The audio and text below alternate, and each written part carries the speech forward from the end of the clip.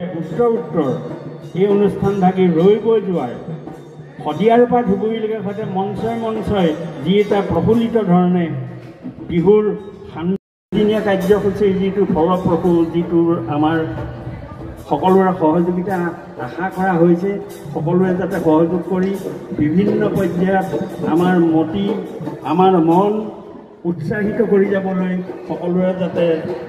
জয় আই অসমৰ লগত মিলিত হৈ যোৱাৰ এক উৎসিৰ ভাৱৰ প্ৰাণদান দি সকলোৱে যি ধৰণে আগবাঢ়িছে তাৰ প্ৰতি মই শলাগৰ শলাই মৎস্য চামল বসুন্ধৰা বিহুৰ যিটো এটা উৎসৱ, এই উৎসৱটো হৈছে চাওলং চুকাফাৰ দিনৰ পৰা ৰংঘৰ বাকৰিত এই বিহু উৎসৱ প্ৰথম আদৰণি হৈছিলে আৰু এই আদৰণিৰ যিটো পৰ্যায়ক্ৰম ঐতিহাসিক ৰূপেৰে সৈতে পৰিগণিত হৈছে নামৰূপত যি এটা অপূৰ্ণ ভাৱ সকলোৰে পৰিচয় কৰি প্ৰভু ভগৱন্তৰ যিখিনি লীলা আধ্যাত্মিক ভাৱত আমি বিহুৰ সংস্কৃতি সুনিয়ন্ত্ৰিতভাৱে পালন কৰিবলৈ লৈছোঁ তাৰ এটা ক্ৰম বিশেষকৈ নামে ৰূপ পালে সেই নামৰূপত প্ৰতিষ্ঠিত হোৱা সকলোৰে প্ৰতি মই আন্তৰিক শ্ৰদ্ধা জ্ঞাপন কৰিছোঁ আৰু এই ধৰণে যাতে যিমানখিনি বিহুৰ সংক্ৰান্তত যিটো প্ৰাণ প্ৰতিষ্ঠা জীৱন জয়ী হোৱাৰ যিটো এটা প্ৰচেষ্টা, এই প্ৰচেষ্টা যাতে আগবাঢ়ি যাওক। মই বৰ বিশেষ ধৰণে নকওঁ, বহু সময় হৈ গৈছে, গতিকে আপোনালোকৰ যিটো পাৰে ৰহণীয়া যিটো সাংস্কৃতিক শোভাযাত্ৰাই জগত নমস্কাৰ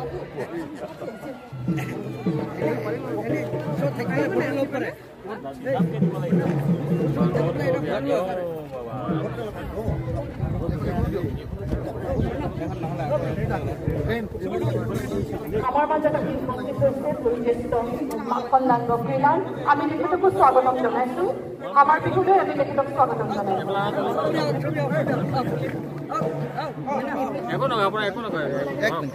এটি অতি সুখৰ আমি সাক্ষী হৈ ৰৈছোঁ। কৰি দিছোঁ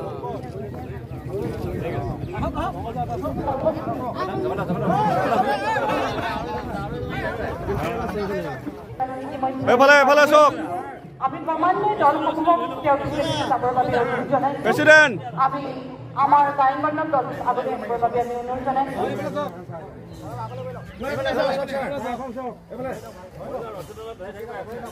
অতি আকৰ্ষণীয় একেবাৰে বৰ্ণীয় সাংস্কৃতিক শোভাযাত্ৰা নামৰূপ উদ্যোগ নগৰী ৰাজহুৱা বিহু মণ্ডপৰ পৰা অগ্ৰসৰ হৈছে।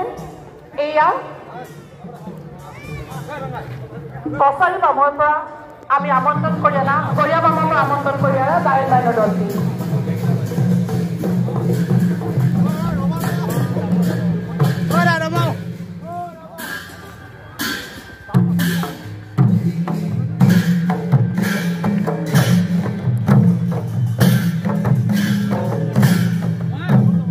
সকলোকে তেখেতসকলৰ সাংস্কৃতিক কাৰ্যকলাপসমূহ পৰিৱেশন কৰি যাবৰ বাবে অনুৰোধ জনাইছোঁ।